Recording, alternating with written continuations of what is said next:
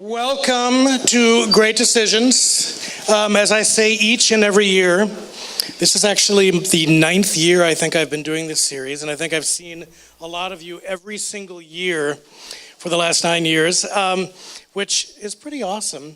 This is one of WorldOregon. As you know, we're now WorldOregon.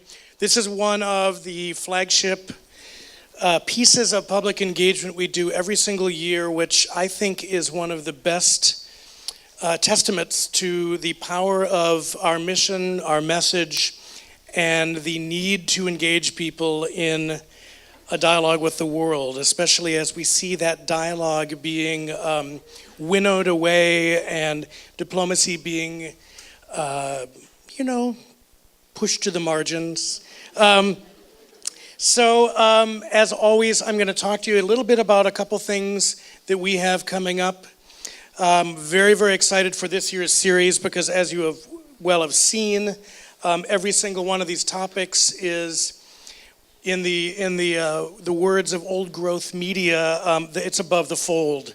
It is big stuff. It is hot topics. It is, as they like to say on the television, it is ripped from the headlines. So. Stay tuned over the next 8 weeks for things on migration, on nuclear negotiations, on cyber conflict, on, U.S. trade with the world, on the Middle East, on our relationship with Mexico, and et cetera, et cetera. So we couldn't ask for better topics this year.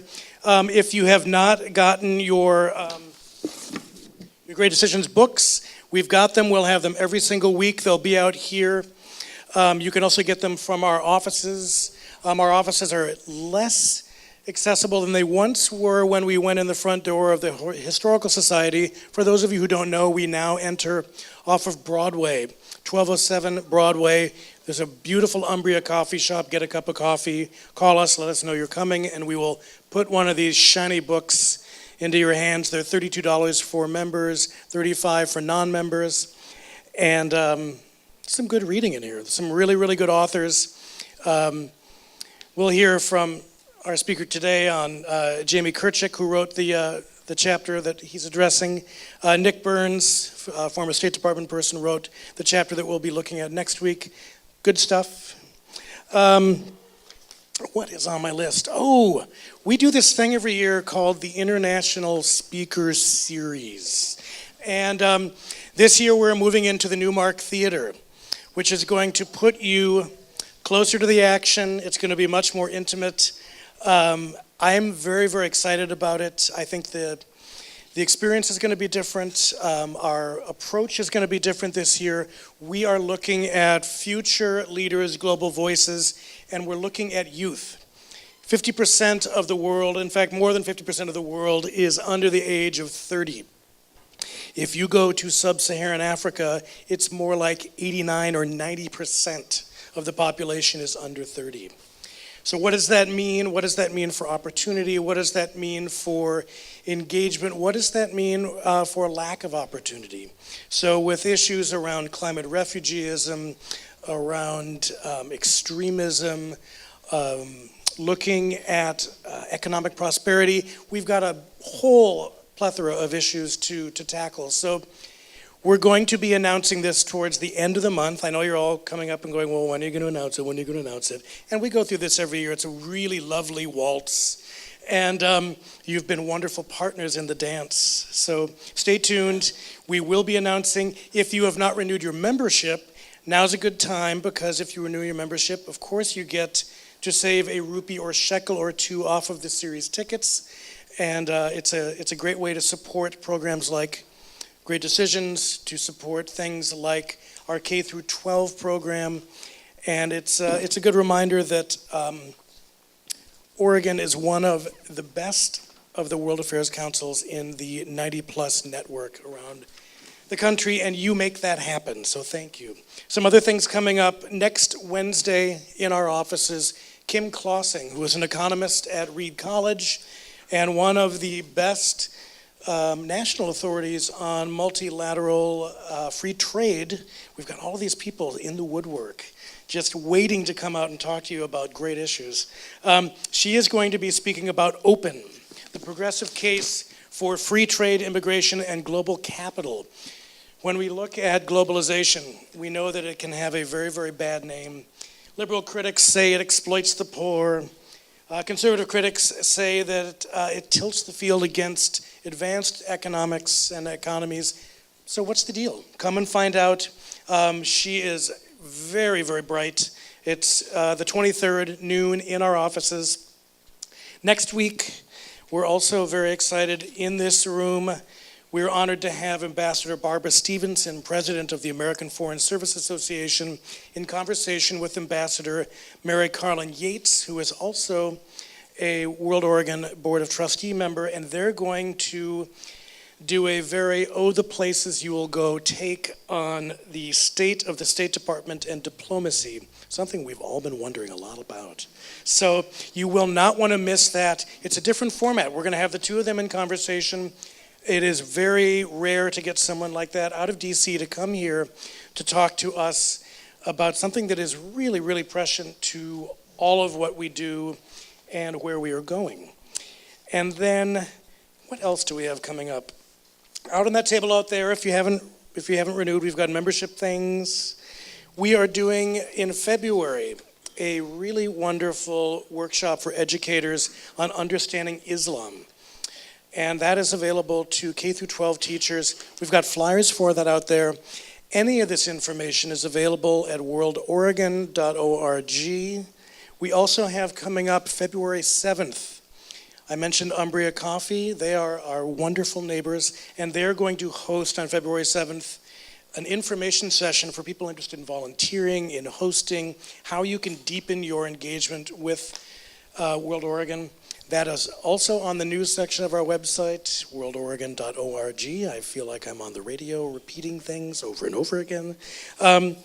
We also do a really great thing with youth, where we have a group called Young Leaders in Action. And each year we engage about 25 youth from around the region to work with us. They get leadership training, they do service projects, they create a big action project, and they are actually helping us figure out what the issues are that are important to this generation. So they are helping us come up with a youth forum that will be in March. And I think it's great to, instead of us doing we're doing this for, that we partner with and we hear from them what they think is going to define the next generation of issues and ideas in the world. But on top of that, they are doing a book group. And what they're hoping is they will have an intergenerational book group that includes high school students and seniors. And they are doing this at the Central Library, and their first one is on February 17th. They are reading Water for Elephants by Sarah Gruen. I'm sure half the room may have already read it, but go back and read it. Come to the Central Library and join the discussion. I'm very, very proud to see that they are doing this. I think the intergenerational conversation as well as the interfaith conversation are two of the conversations that are going to save us in the future. So to today, I know this was long and winding. There won't be a test on it, don't worry. I'm really happy to have back Craig Parsons. If you remember, he spoke for us a couple of years ago on the EU. And I said at the time that you can't find anyone who is more passionate about the EU. It's like he's talking about his favorite band.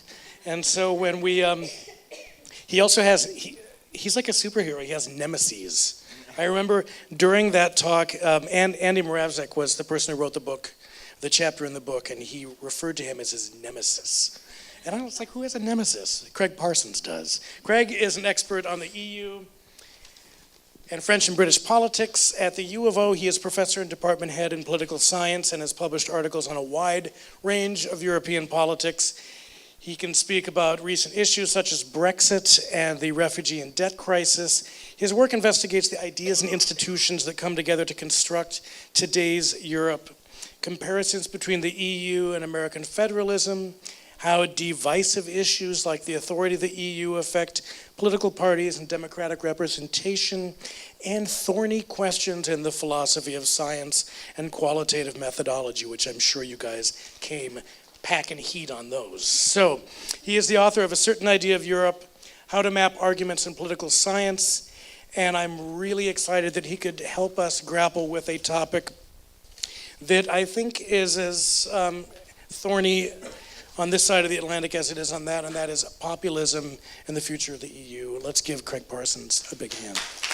Oh, and before we get there, I will mention we are streaming live, so when we get to the Q&A, watch your four-letter words, be polite, mind your neighbors, and we are putting this up on YouTube, so you can always tell people if they've missed it, they can catch it in a week or so when we post. If you can't make it, you go to our website, the live stream is there. We are so modern, it hurts. So, Craig Parsons. Great. Well, thank you. Thank you, Tim. Sounds like things are working back there in terms of sound. Delighted to be here. Delighted to be back. It's a big topic, and I'm only going to touch on a little bit of it, and even that will probably take a little more of our time than would be ideal. I want to flash up a bunch of things for you to set the scene. Immigration and European populism. And then I'm going to remind you, and hopefully it's a reminder of some of the arguments that Jamie Kirchhoff makes. Okay, did everybody do their reading? I hope you did your reading. Very good. And then I'm going to take issue with a lot of his points.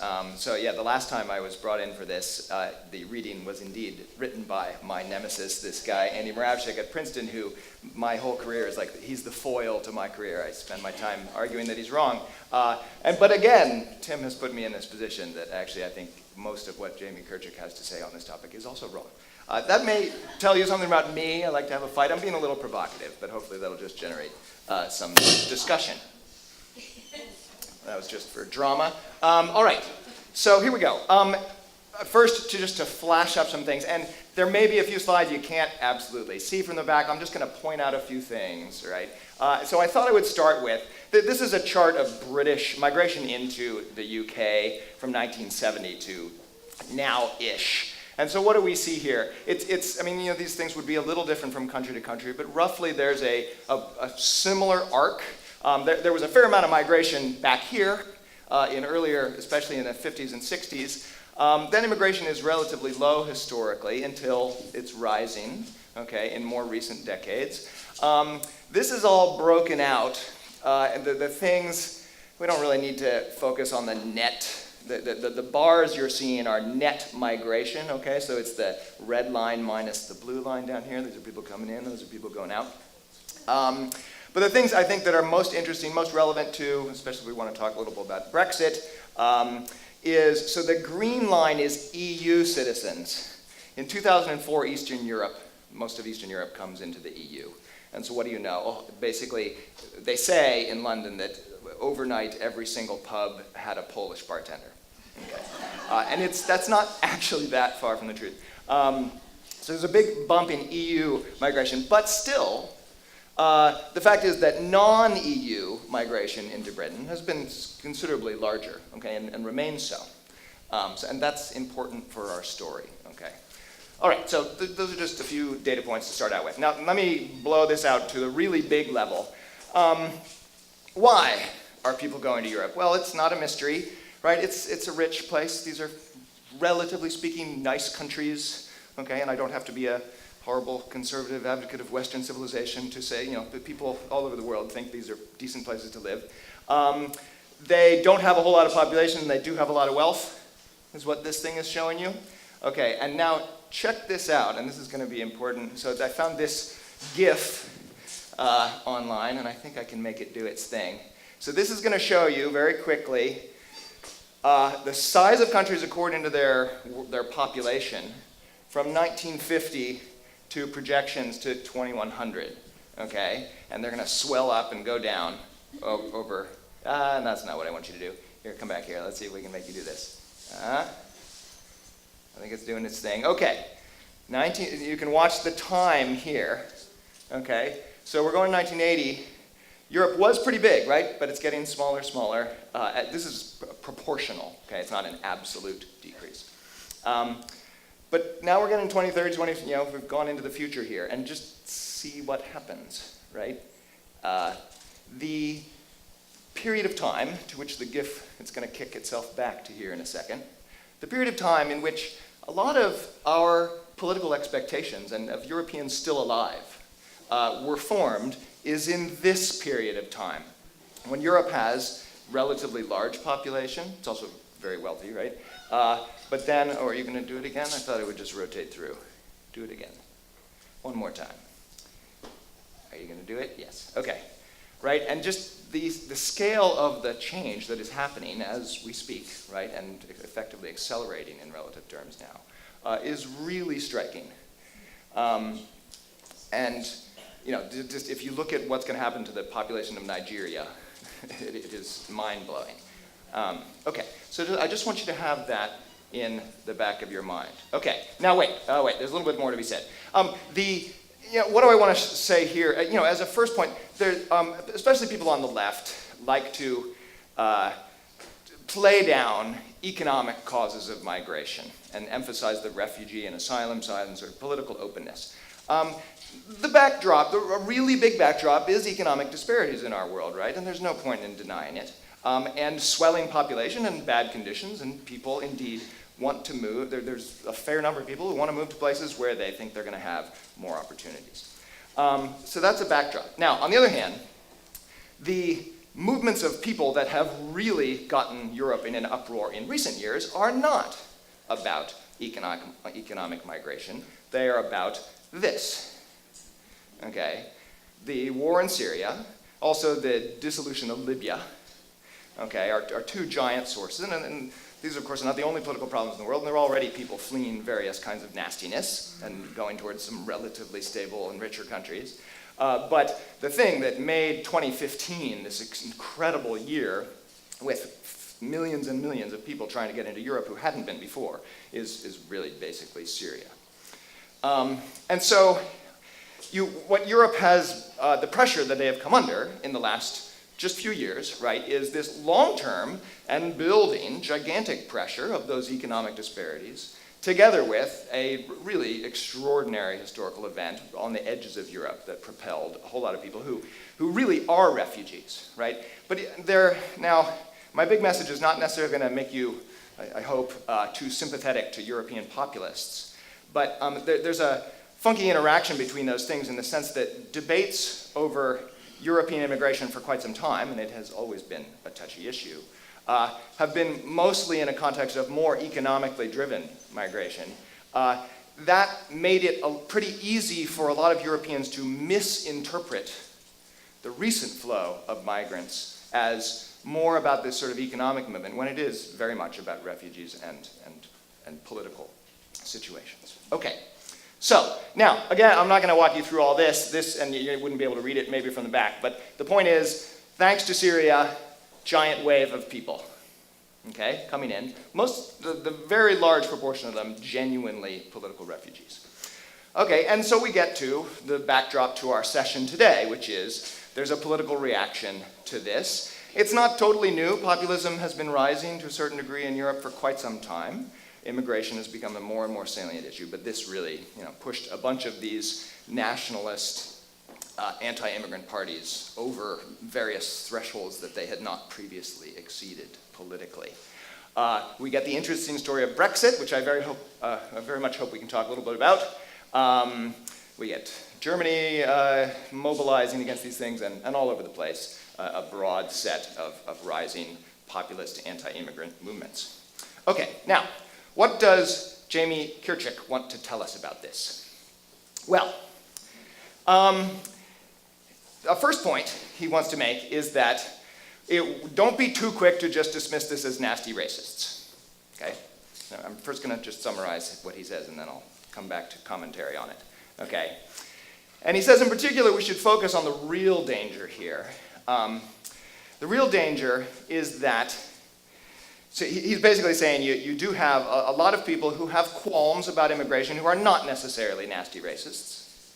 And if you ignore their reasonably legitimate concerns about waves of migration, then you leave the terrain open to the truly nasty racists to pitch to a broadly popular position, which is to limit immigration. And that if you do that, you end up, you potentially risk your whole political system being taken over and becoming illiberal, moving away from its, and here we're using the word liberal in the classical liberalism sense, right, of liberal democracy, on which I'm going to speak in a moment. But anyway, he's saying, he's basically saying, be generous, take seriously the notion that we have to cut back on migration, lest you open the door to an illiberal takeover. So he says this: voters across Europe want and expect stricter immigration and asylum policies. In an electoral democracy, they will eventually get those policies, either from mainstream electoral leaders, who also support things that he thinks are good, and things that I think are broadly good, NATO, the EU, market economics, fine. Other elements of the liberal order, or the demagogues are going to be able to make this pitch. Okay, now, here's the really interesting stuff is, so what? What does he say? Well, so again, he's saying Europeans want this and they're going to get it. Okay, there's so much support for what he calls drastic decreases in immigration that it's going to happen one way or the other. He says, he interprets Brexit as an example of this. And so he says, mainstream politicians have to respond to this, and they're going to have to pull back on support for immigration themselves. He has a bunch of quotes like this, right? There's a Swedish centrist politician: when voters are discontented, don't blame them, and we hear this a lot in American politics, right? Don't tell the people who voted for Trump that they're idiots. Which is, by the way, not a very productive way to approach the situation. And then this is actually the strongest phrasing. It's sort of in passing in the piece, and he's citing this other professor on Twitter.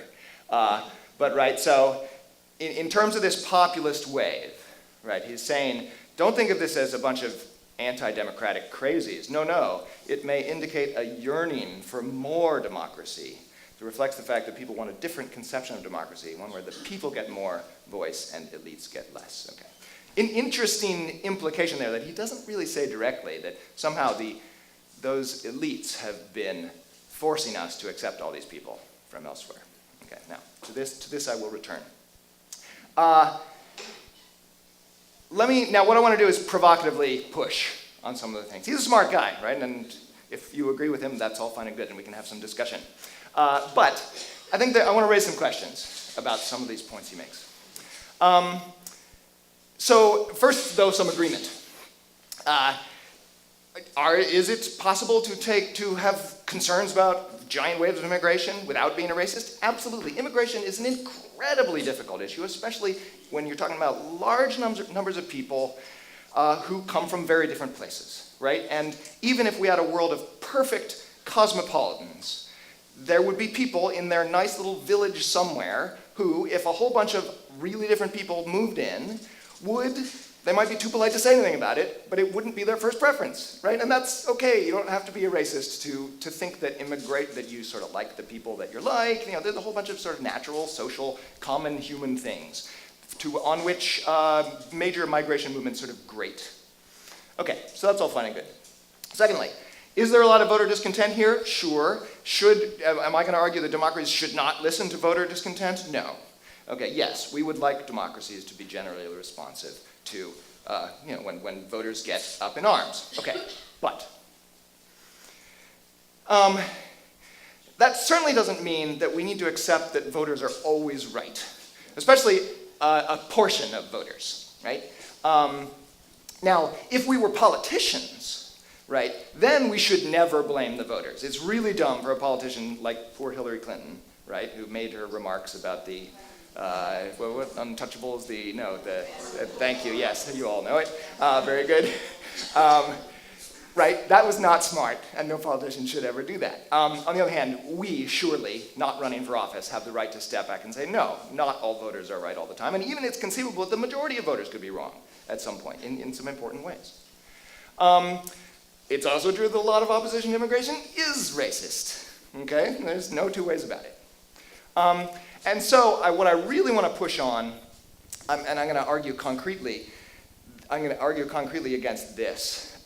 In fact, I'm almost going to argue the opposite. Not only are drastic decreases in immigration inevitable, they're near impossible to get a drastic decrease in immigration, and we're much more likely to see the reverse.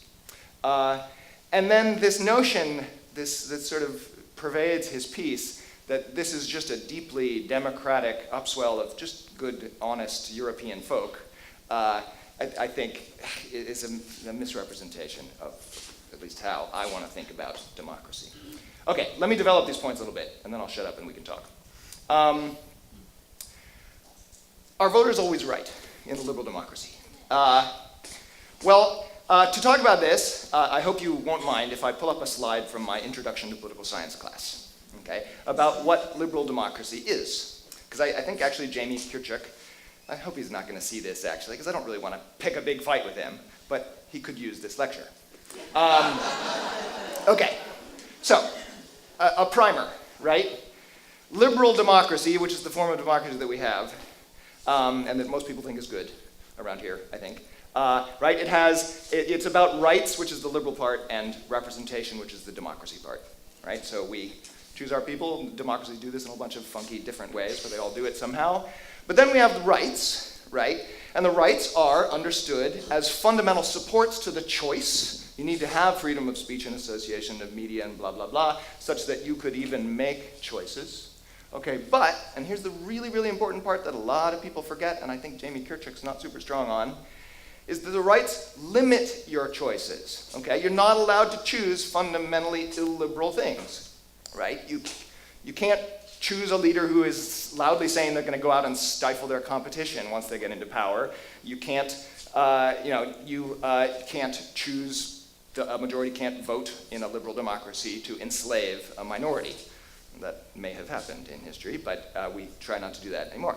And this extends, right, to some direct exclusions of policies, right? There are things that you just can't vote for, and if you did, the judges, typically it's the courts who enforce these things, would say, no, that's unconstitutional, we don't care that you voted for that. That is not a choice here. As one says to one's 3-year-old, right? That is not a choice. Okay, and now it's always super contested what's on this list. Torture has come up in American politics. Is it on the list or not of things we can't do?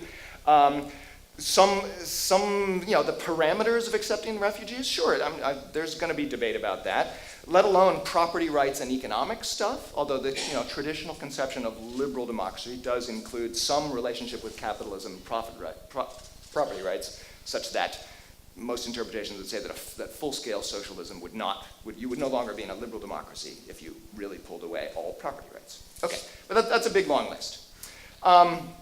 So anyway, there's always contestation around that, but anyone who believes in liberal democracy believes that there are things you can't vote for, and it was not okay that Germans voted for Hitler, right? That's just not okay.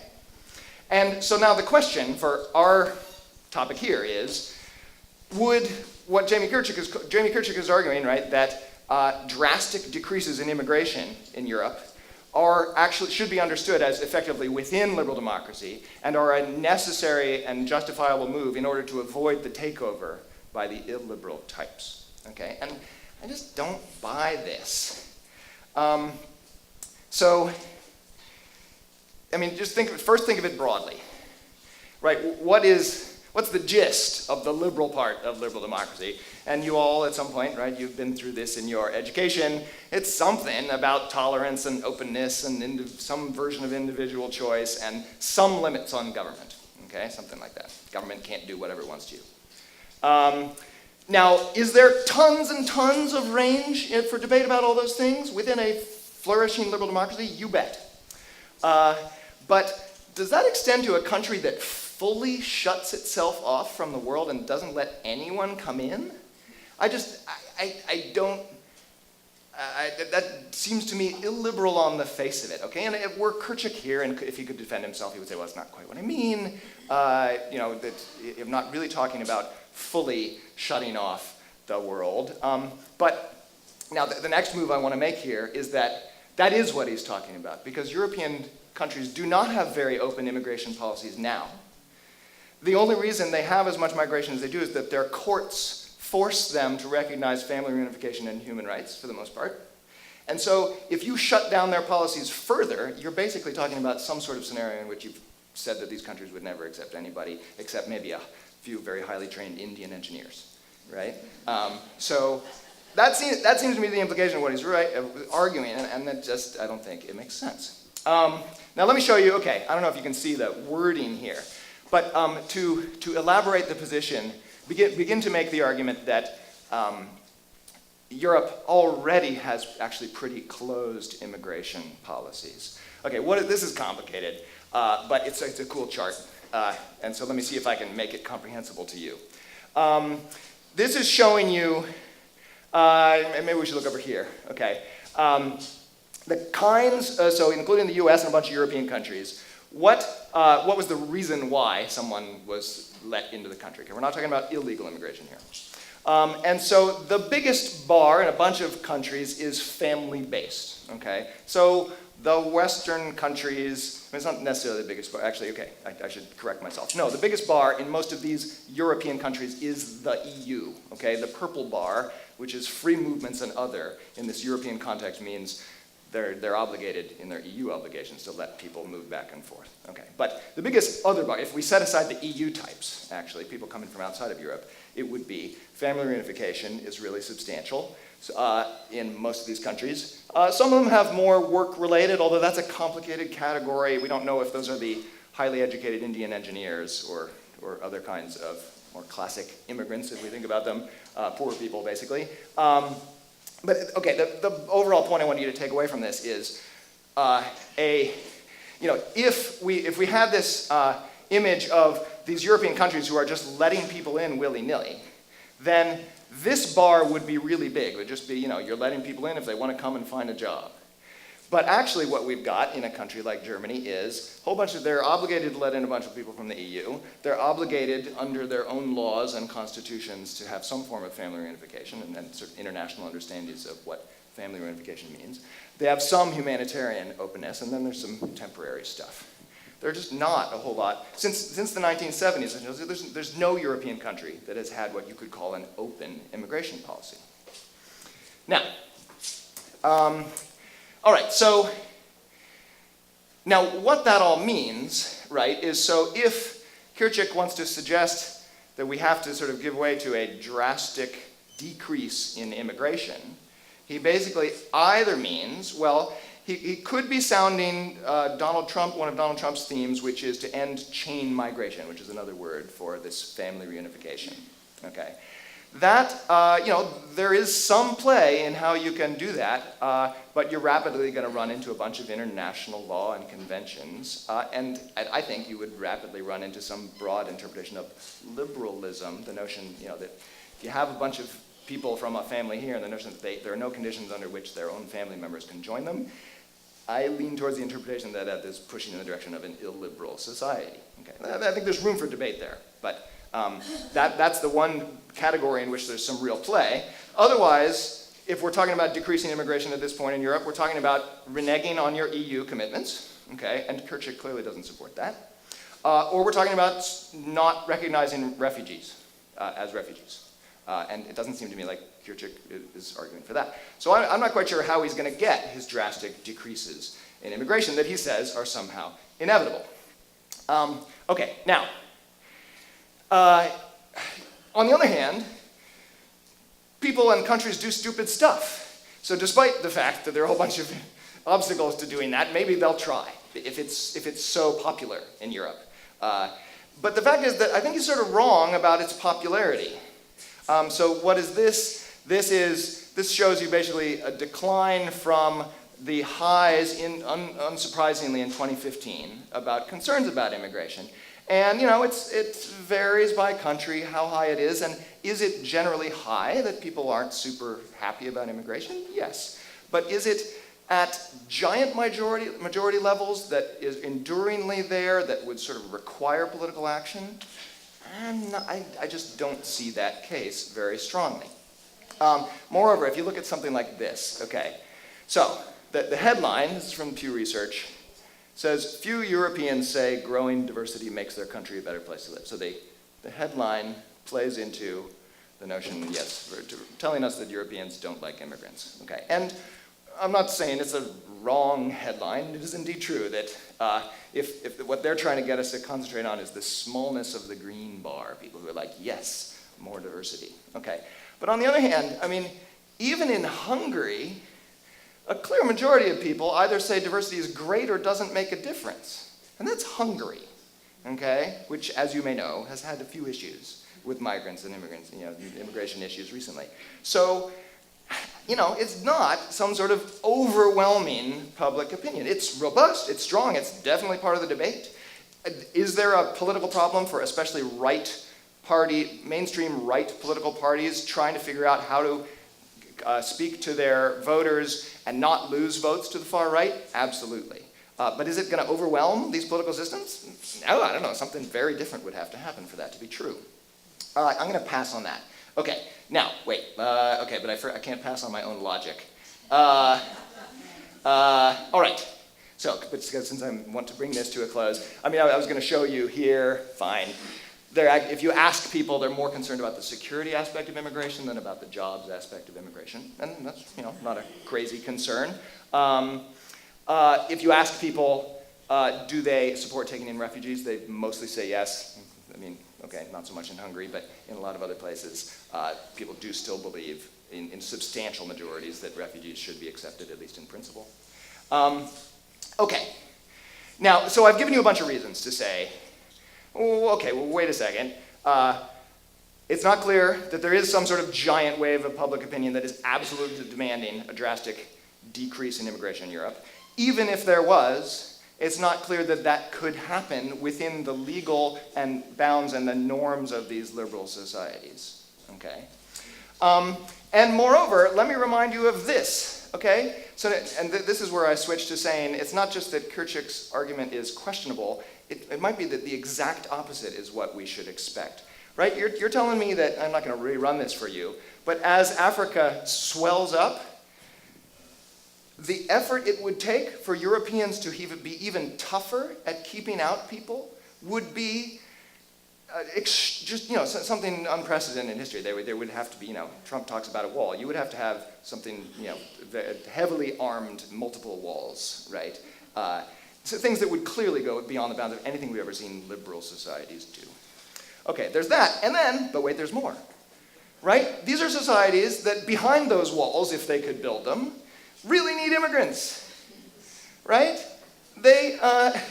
So they're getting older, right? We don't have to drill down into this, and you've probably heard this story, but they're getting older pretty rapidly. There are a few countries in Europe that are better in their fertility rates. That the number one thing that correlates with, by the way, you can say this definitely to a liberal Portland crowd, is childcare. State-provided childcare is the thing that correlates best across European countries to fertility rates. Big surprise. If you make it possible for people to have children and be involved in the economy, they have children. In any case, these societies are getting older. This is a cool one from The Economist. Okay, what does it show you? It shows you, European countries arranged by, so there's some population. These are the ones, actually, France has pretty good support for childcare and so has a higher fertility rate. These are countries for a variety of reasons that even if you take migration out of the equation, they're going to have relatively stable or growing populations.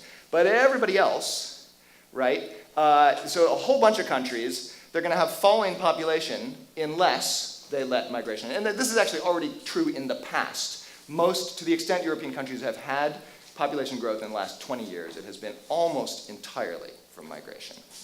And then you have these unfortunate countries who there's not even anything they can do to fund their future pension systems because they're going to have less people.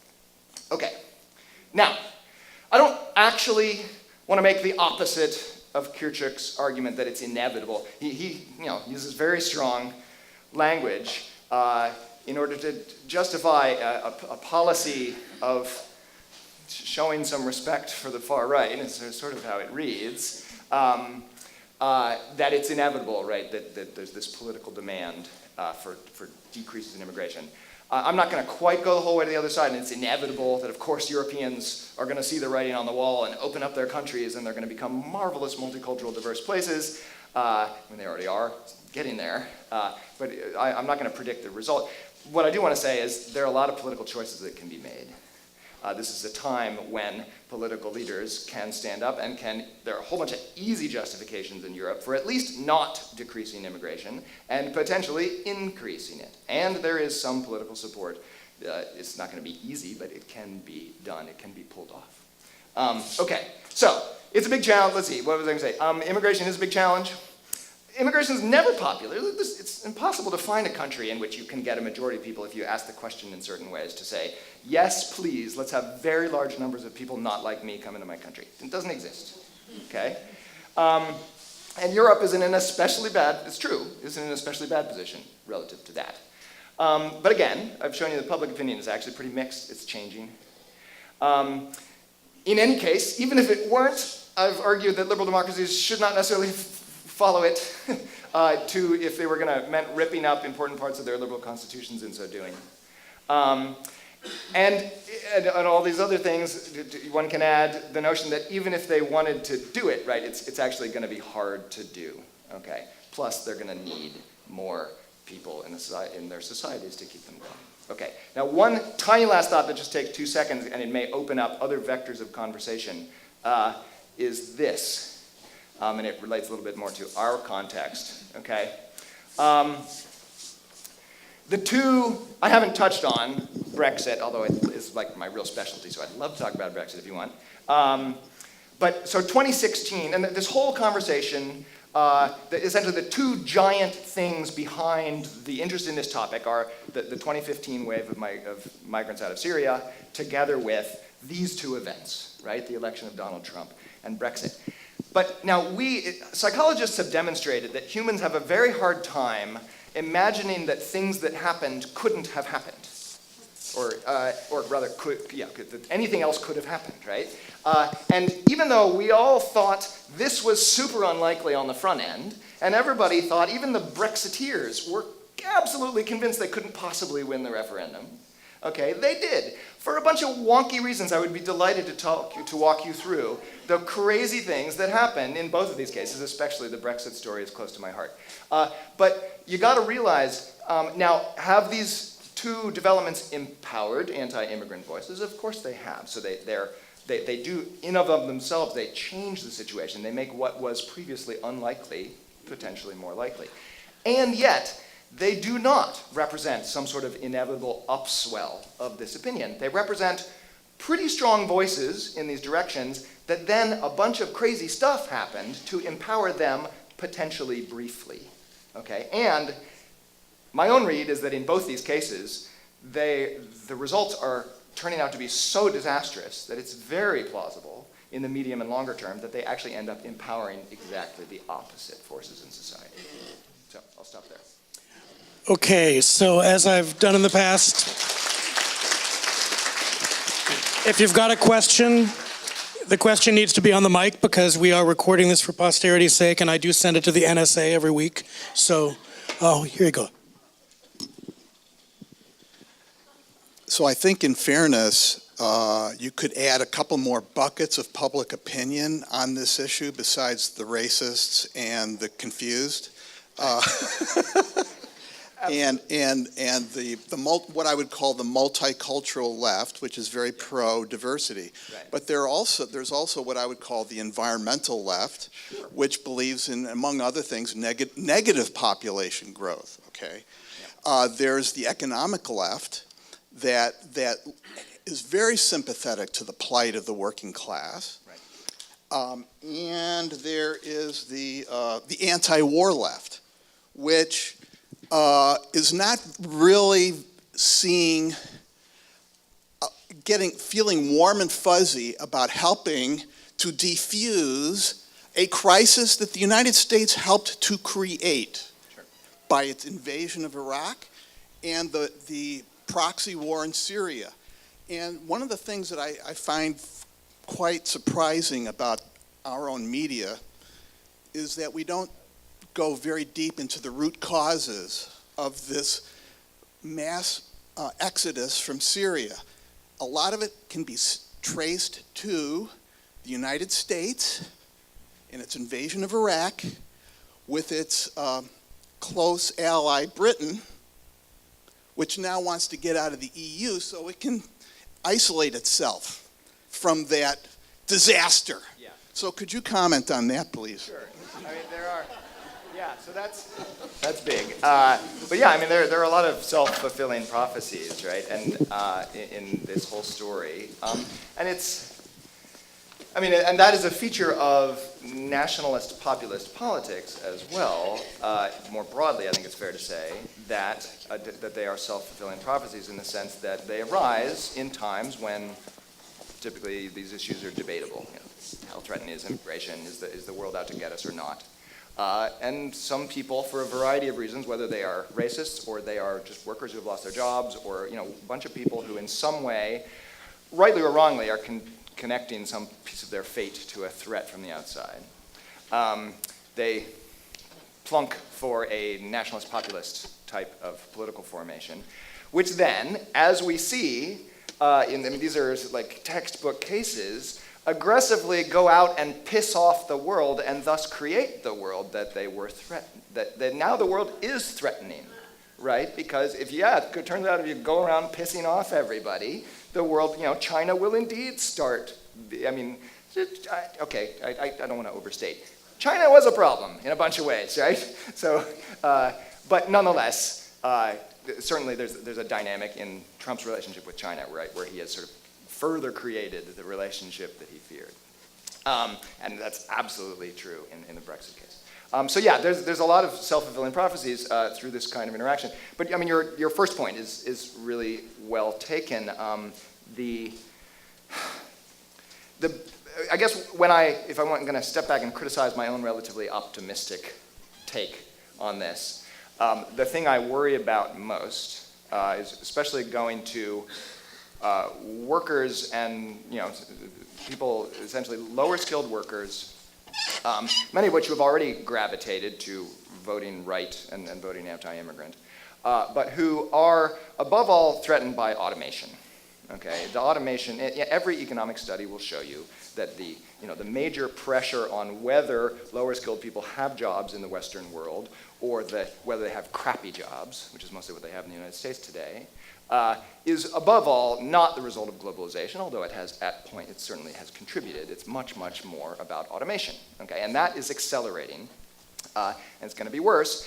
And the problem is that that's really hard to understand and to see that in a lot of ways. And since we also live in a very open world, where a bunch of people, often with different skin colors and religions, are showing up, there's a very, very easy political equation to be made. Oh, I have worse economic prospects. Why? Because those folks are here, and boy, they're willing to work really cheaply, and that must be the cause, right? And the automation piece is just, it sort of falls out of people's calculations.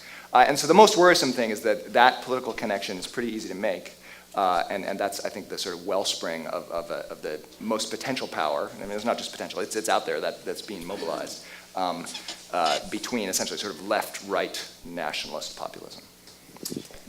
So, good points. I'm going to make an example of you and say that we have limited time, so make sure we get to a question and not a... Discursus. A discursus. And Thank you. And have a question mark at the end. But they were great points. Yeah. Thank you so much. I had one question in regards to your whole argument, and that is that you start with the postulate that these are refugees, not economic migrants. I am originally from Serbia, which was a huge Balkan route for these refugees. I saw a lot what was happening. I lived 14 kilometers from the Hungarian border, saw the tragedy that was happening. Also a former member of the Serbian military who was mobilized to help organize this flow of migrants or refugees. And there has been arguments on both sides of these poor people that were trying to get over the border, and then Serbians were saying, well, we have so much land here, why don't they just settle here? Yet they were trying to get into the EU. Serbia is not a member of the EU, economically deprived for various reasons, sadly. So why are we taking this postulate? What's the argument to be made? Yes, they are refugees, not their worker migrants. I'm not either sure, but I'm just asking, what's the scholarship out there? Yeah, and I actually tried to find some specific data on this, and wasn't able to.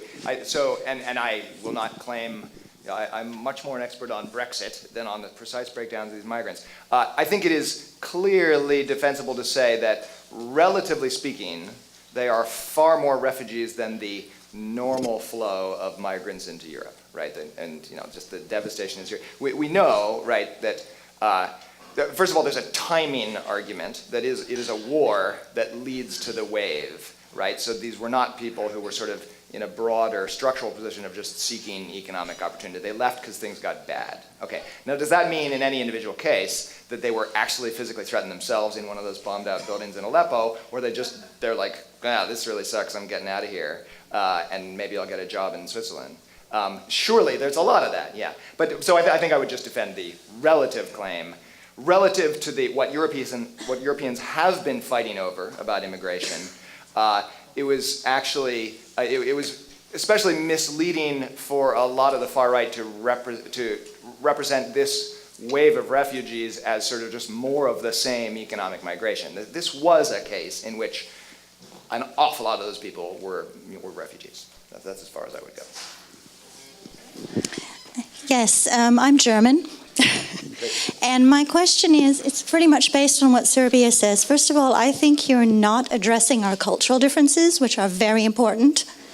And when you talk about immigrants and refugees, again, if you look at what Merkel did, it was based on a historical issue that we had previously of not having enough people, and we welcomed the Turkish people into our country.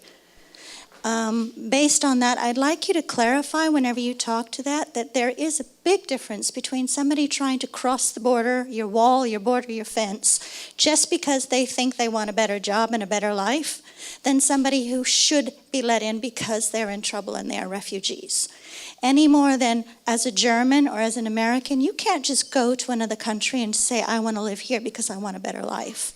No, I think that is right, you know, that unless you are really far left and you want to challenge the notion of private property itself, okay, and you know, let everybody onto your own property, then you are at some level, and that's okay, by the way, but realize that if you're going to reject what the speaker just said, that you're somewhere in that territory, right? Yes, there's some sort of analogy between basic notions of private property, that yeah, you're entitled to have some of your own space, and that at the demos level in a country, it is right and appropriate that a demos, a democracy, should discuss, okay, under what conditions are we letting people in, except, and hopefully, right, these liberal democracies have committed themselves to the notion that if it's demonstrably true that these people are going to get tortured or killed, then yes, we're generally going to let them in, and that's one criterion. But otherwise, it's debatable and it's a policy decision. So I'm more sympathetic than my presentation might have suggested, mostly because I'm leveraging off Jamie Kirchhoff, who I think overstates this position. It's really, it's a basic question for democracies to struggle with, and it's really touchy because liberalism, again, so much of what we think of as those contested boundaries of liberal rights in our liberal democracies these days were defined in periods that had different population pressures and different movements in the world, right? And so it was a little easier to agree to pretty liberal principles in family reunification and treatment, exactly how much scrutiny you give to refugees and asylum. Now, it's not quite right to say the Western societies have actually been really generous recently, and that's one of the, I think Kirchhoff is wrong to represent, like there's not a whole lot of ratcheting further down that you can do unless you're going to really question whether you let refugees in or whether you have any family reunification. But still, these are principles that deserve open debate, and it's absolutely separable at some level, the notion of, it's not about racism necessarily, right, for a country to be talking about. Yeah, sorry, we have a term that they use in the EU is carrying capacity, okay? Now, a lot of people criticize that as just cover for some other arguments, but that's reasonable. Societies do have some carrying capacity. They may suffer some consequences they don't want to suffer if they let too many people in.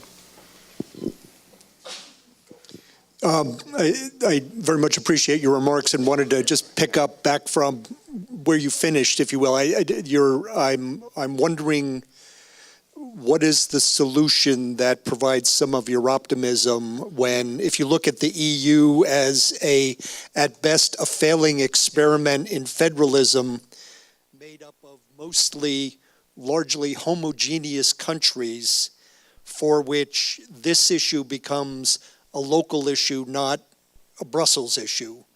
And, how does Brussels get the power, the buy-in, the credibility, right, to protect the liberal democracy throughout the community that you seem to have some faith in?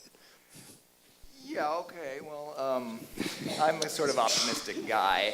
But I mean, you're quite right that there are all sorts of questions about, so if what I've suggested is, in principle, there is political space for European leaders to make an argument that they should remain at least somewhat open and possibly even to become more open in the future. So I think that can be asserted generally, but you're very right to say, okay, well, tell me a story in which they actually get there, right? How does that work out?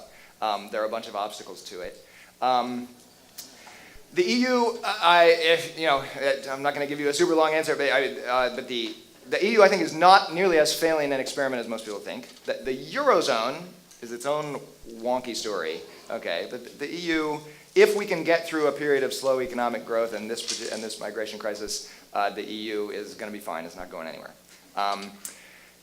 National governments retain a lot of voice in their own decisions on these issues, and you're right, it's going to essentially have to be resolved at the national level. But it's not that the EU is somehow the liberal thing the mast to which they are all tied. There are, in these countries, liberal politicians at the national level, I think, who will, liberal again in this classical sort of liberal sense of openness, who will hopefully fight that fight. I mean, you see, so like, I don't know, I'll resist the urge to tell you the story of the Swedish government that just formed, right? But just today, the Swedish government got itself together, and it's basically a story of political forces coming together to not allow the far right into power. And you see that a lot. So anyway, it's possible that the EU in some ways helps and in some ways hurts the efforts to do so. It creates a platform that is skewed towards reinforcing openness and liberal values, so it empowers that voice in some way. On the other hand, it's a perfect thing to blame, and it creates a lot of resentment. So it's a mixed bag how the EU affects what are ultimately still mostly national decisions on how they're going to play the politics of this. Your take on Brexit, please. All right, well, okay, so... Okay, what's the quick one? Do you want to know how it happened or what's going to happen? Okay. Darn, I was hoping you'd ask the easy one. Well, so it looks, I think the most likely thing is that a new election will be called. Because, I mean, there is no other way out of it. There is absolutely no, and I'm not quite sure what Theresa May is thinking. I mean, she's basically thinking, if I hang on until close enough to the deadline, so much pressure will come on certain numbers of these people on either side of all this fighting that they will accept this crappy deal that none of them likes. But we're pretty close to the deadline already. I don't think there's a whole lot more pressure that can be exerted on people. And I think and already a bunch of the people around her in various directions are beginning to say this. Maybe you got to do an election. And so, she is a party politician, not a grand thinker in terms of policy stuff. She's been a very effective party politician who played the Brexit thing exactly right for her career, although be careful what you wish for, right? But now with hindsight, probably being British Prime Minister at this moment was not the wisest choice. In any case, she's a canny political operator internally, but she never really got the policy issues, which is partly why she walked into this. And as she's approached the sort of deadline, she has exaggerated, as a party political person, she's exaggerated the view that other people, once they see drastic things, they're just going to align. And she's underestimating the policy commitments of both the Brexiteers and the Remainers, who they think it's impossible to move from their position, no matter what's going to happen to the Conservative Party. Right? And so an election, I think we'll be hearing that in the next 2 weeks. Yeah. Okay, our carrying capacity for questions is now up. The quick answer is stock up on mushy peas while you can. Yeah, right. And we will see all of you here next week for the state of the State Department and the crazy future of diplomacy. So thanks all for coming. Wonderful. Give them a hand.